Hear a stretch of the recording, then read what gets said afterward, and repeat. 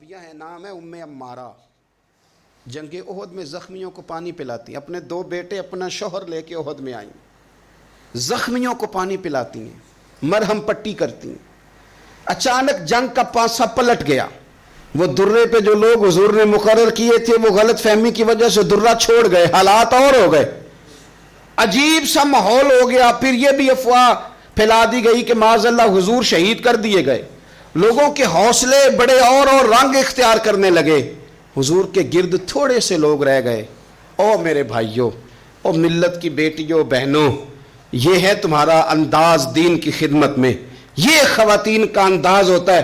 حضرت ام عمارہ پہلے زخمیوں کی مرہم پٹی کرتی تھی، اب سارا کچھ پھینک دیا، تلوار لی اور جا کے نا حضور کے گرد کھڑی ہو گئی، کہنے لگی آئے نا کون آتا ہے میرے کریم کے پاس، آ کے دکھائے نا کوئی، اساں کیتی ہے جان حوالے رب دے، ایسا عشق کمایا ہے اسی مرن تو اگے ہی مر گیا باہو، اساں تا مطلب نو پایا ہے، آ کے کھڑی ہو گئی۔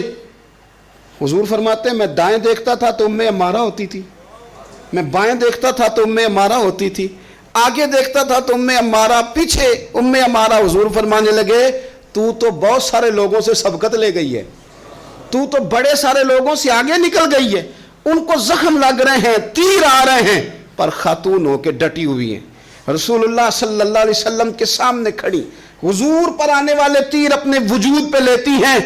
او میرے عزیز، رسول پاک علیہ السلام نے فرمایا تجھے رب نے بڑا حوصلہ دیا ہے، اتنا گہرا زخم بازو میں آیا کہ غار بن گئی، غار۔ اللہ کے پیارے محبوب نے نظر کرم فرمائی، حضور نے فرمایا کچھ مانگ لے، کہنے لگی سونیا اگر میری خدمت قبول ہے تو دعا کر دیں اللہ قیامت کے دن بھی آپ سے دور نہ کرے، رب دور نہ کرے۔ حضور نے دعا کر دی، اے اللہ اس کو اور اس کے خاندان کو قیامت میں بھی میری رفاقت دینا۔ حضور کی دعا سنی تو باہر نکلی، فرمانے لگی لوگو لو پھر میں نے اپنا مقصد پا لیا ہے، میں کامیاب ہو گئی ہوں، اب دنیا کی کوئی مصیبت بھی میرے اوپر آئے تو مجھے کوئی پرواہ نہیں، اس لیے کہ مدینے والے نے یہاں بھی کرم فرما دیا ہے وہاں بھی کرم فرما دیا ہے۔ یہ طاقتیں تھیں ان خواتین کے۔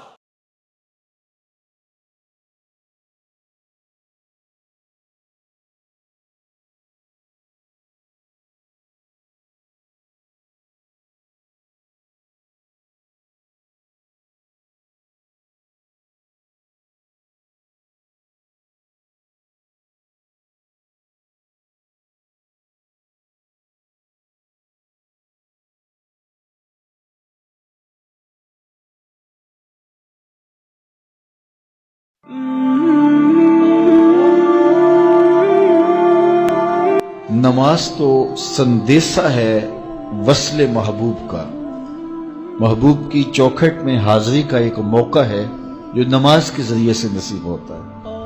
تو اگر کوئی شخص نماز کو اپنے لیے بوجھ سمجھتا ہے تو پھر وہ محبوب کی ملاقات کی اہمیت کو ہی نہیں جانتا۔ نماز کے لیے جب اذان پکاری جائے تو بندے کو خوشی، فرحت اور مسرت ہونی چاہیے کہ میں اب رب کے حضور حاضر ہوں گا، نہ یہ کہ وہ گھڑی پہ نظر ڈال کے کہے کہ ابھی تو آئے ہیں اب پھر دوبارہ اذان شروع ہو گئی، تو پھر اس کو شوق نہیں ہے مالک کے حضور حاضر ہونے کا۔ حضور علیہ الصلوۃ والسلام تو جب حضرت بلال حبشی کو نماز کے لیے اذان کا کہتے تو یہ ارشاد کرتے ارحنا یا بلال، بلال اٹھو اور ہمارے دل کو راحت پہنچا دو، ارحنا یا بلال، بلال ہمارے قلب کو، ہمارے دل کو راحت پہنچا دو۔ تو یہ حضور کے قلب کی راحت، تسکین اور قرار کا سبب ہے۔ آقا کریم علیہ الصلوۃ والسلام نے معراج کی شب جہاں بہت سارے لوگوں کو عذابوں میں مبتلا دیکھا تو ایک شخص کو دیکھا، رجل مغیب فی نور العرش، کہ وہ عرش کے نور میں غائب تھا، اس کے اطراف میں نور ہی نور تھا اور وہ نور میں ڈوبا ہوا تھا۔ تو پوچھا کہ یہ کون خوش نصیب شخص ہے، کوئی فرشتہ ہے؟ تو جواب آیا فرشتہ نہیں ہے۔ یہ کوئی پیغمبر ہے؟ پیغمبر بھی نہیں ہے۔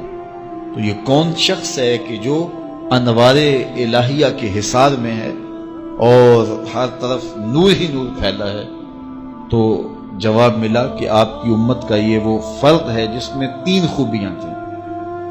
پہلی خوبی تو یہ کہ اس کی زبان اللہ کے ذکر سے تر رہتی تھی، اور دوسری خوبی اس میں یہ تھی وَقَلْبُهُ مُعَلَّقٌ بِالْمَسَاجِدِ، اور اس کا دل مسجدوں کے ساتھ لٹکا ہوا تھا، مسجدوں کے ساتھ دل بستگی تھی سے۔ فرمایا کچھ لوگ ہوتے ہیں کہ وہ مسجدوں کی میخیں ہوتی ہیں، جس طرح وہ کیل لکڑی میں ٹھک جاتا ہے تو یہ بھی مسجدوں میں ٹھکے رہتے ہیں، جب بھی ڈھونڈو گے مسجد سے ملیں گے۔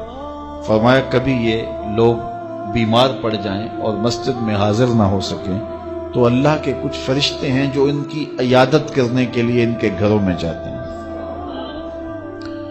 تو مسجد